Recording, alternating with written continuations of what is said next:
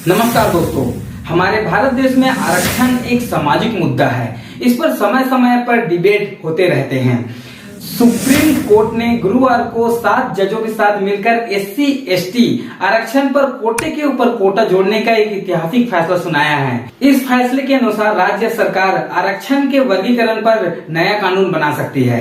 2004 में supreme court ने इसी फैसले को रद्द किया था, लेकिन 2024 में फिर से कास्ट के वर्गीकरण के लिए कोटे के ऊपर कोटा जोड़ने का फैसला लिया है। अभी एक और बड़ी खबर आ रही है। आरक्षण को लेकर सुप्रीम कोर्ट का बड़ा फैसला आया है। सुप्रीम कोर्ट ने कहा कि एससी एसटी आरक्षण के तहत जातियों को अलग अलग हिस्सा दिया जा सकता है।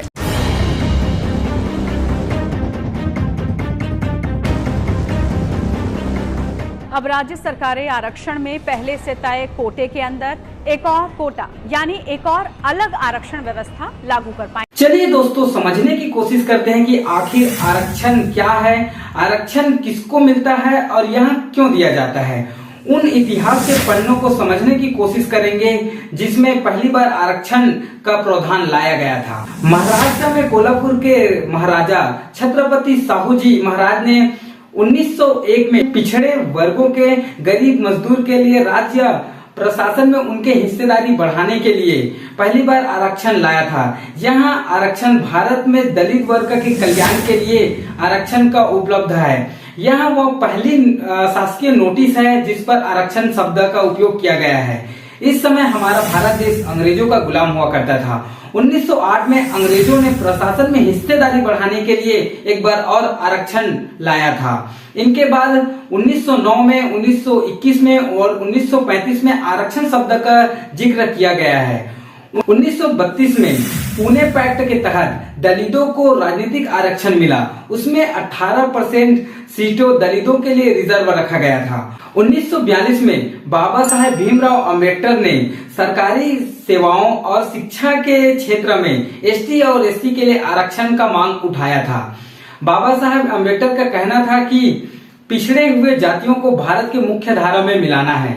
1947 में भारत के आजाद होने के बाद एससी एसटी के लिए आरक्षण का प्रावधान बनाया गया था। इसमें सरकारी नौकरी और शिक्षा के लिए आरक्षण शामिल थे। आरक्षण को लेकर हमारे देश में बहुत कंट्रोवर्सी चलती है। इसमें दो तरह के लोग शामिल हैं। एक वह लोग जिसे आरक्षण अभी मिल रहा है, उनका कहना है कि आरक्षण बहुत अच्छी चीज है। एक तरफ वह लोग हैं जिसको अभी आरक्षण नहीं मिल रहा है, तो उनका कहना है कि हमारे समानता के अधिकार का उल्लंघन किया जा रहा है, जबकि ऐसा बिल्कुल नहीं है। विकास दिव्यकीर्ति सर ने एक अच्छे उदाहरण के साथ में इसको समझाने की कोशिश किया है।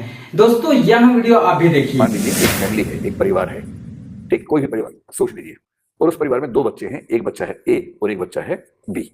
ठीक, परिवार अमीर नहीं है, थोड़ा गरीब ही है, निम्न मध्यम वर्ग का है, उसके पास पैसे कम होते हैं। वो इतना ही कर सकता है कि दोनों बच्चों को ठीक से भोजन मिल जाए और सरकारी स्कूल में दोनों पढ़ लें, और बहुत ज्यादा खर्चा नहीं कर सकते हैं, गरीब परिवार है। हम एज्यूम करते हैं कि इन दोनों बच्चों की परवरिश के लिए, जैसे मान लेते हैं कि दोनों बच्चे कोई छोटे हैं, तो दोनों को कम से कम एक गिलास दूध मिल जाए पीने के लिए, इतना ये परिवार मैनेज कर पाता है। तो इस परिवार का जो खर्चा करने की कैपेसिटी है, हम कह देते हैं कि 2 गिलास दूध या 2 ग्लासेस ऑफ मिल्क की कैपेसिटी है बच्चों के अच्छे पोषण पर, न्यूट्रिशन पर खर्च करने की। तो सामान्य सा तर्क ये है कि इन दोनों बच्चों को एक गिलास दूध मिल जाना चाहिए। 1 गिलास दूध एक को मिले, 1 गिलास दूध बी को मिले। सिंपल सी बात है, इक्वलिटी है। अब प्रश्न ये है कि मान लीजिए कि किसी वजह से बी की तबीयत खराब हो गई और बी बहुत कमजोर हो गया, ठीक है, और ए एकदम फिट है, ए एकदम स्ट्रांग है, फिट है, हेल्दी है, कोई दिक्कत नहीं है उसे। और डॉक्टर ने कहा कि अगर बी बच्चे को ठीक से बचाना है और अगर इसको ठीक से आगे बढ़ाना है, तो जरूरी है कि इसे थोड़ा ज्यादा खुराक मिले। और ये परिवार ज्यादा खर्च कर नहीं सकता, इस परिवार की लिमिट ये है कि उससे ज्यादा वो खर्च कर ही नहीं सकता है। फिर डॉक्टर से पूछा गया कि ए के बारे में क्या रहा है। डॉक्टर ने कहा कि ए एकदम ठीक है, वो फिट है, उसे चिंता करने की जरूरत नहीं है, वो ठीक से मैनेज कर लेगा। अब हमारे सामने 2 ऑप्शन हैं।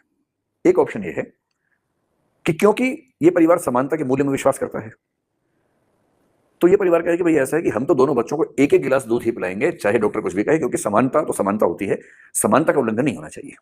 एक तो ये हो सकता है।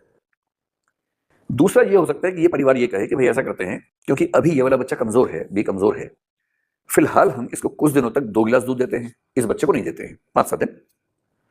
और जब इसकी हालत थोड़ी सुधरने लगेगी, डॉक्टर से पूछ लेंगे, तब हम इसको 2 से 1.5 गिलास पिलाएंगे और इसको हम आधा गिलास देना शुरू कर देंगे। और धीरे धीरे, हो सकता है 3 महीने बाद, हो सकता है 6 महीने बाद, जब डॉक्टर कह देगा कि हाँ अब ये बच्चा पूरी तरह से तंदुरुस्त हो गया है, तब हम इसको 1 गिलास पिलाएंगे और इस बच्चे को आधे गिलास से बढ़ा के 1 पिलाएंगे, फिर बराबरी हो जाएगी। आपको ये बताना है कि अगर ये मसला आपके परिवार में होता, और ये मामला केवल दूध की बात नहीं, 2 गिलास दूध का मामला नहीं है, कोई भी मामला हो सकता है, किसी भी तरह का मामला, घर के 2 बच्चों में किसी ना किसी लेवल पर ऐसी स्थिति आ जाए कि आप दोनों पर बराबर खर्चा नहीं कर सकते, तो आप बराबरी के सिद्धांत से चिपके रहे। तो यह था दोस्तों आरक्षण का इतिहास। अगली वीडियो में हम चर्चा करेंगे कि आखिर दलित कौन थे और उसे आरक्षण क्यों दिया गया था। तो आज के लिए बस इतना ही दोस्तों, मिलते हैं अगली वीडियो पर अगली जानकारी के साथ में।